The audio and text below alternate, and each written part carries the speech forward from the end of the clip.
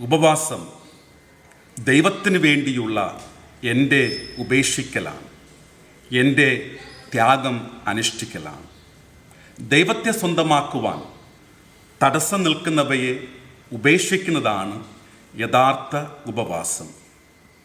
ദൈവത്തെ സ്വന്തമാക്കുവാൻ അന്ത്രയോസും പത്രോസും ഉപജീവന മാർഗമായ വള്ളവും വലയും ഉപേക്ഷിക്കുന്നു. അതിലൂടെ അവർ യേശുവിൻ്റെ ശിഷ്യരായി മാറുകയാണ്.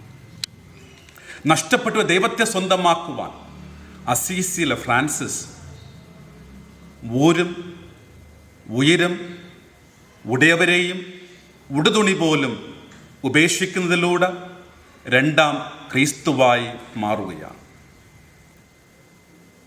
ദൈവത്തെ സ്വന്തമാക്കുവാൻ തിന്മകളെ ഉപേക്ഷിക്കുന്നതാണ് യഥാർത്ഥ ഉപവാസം.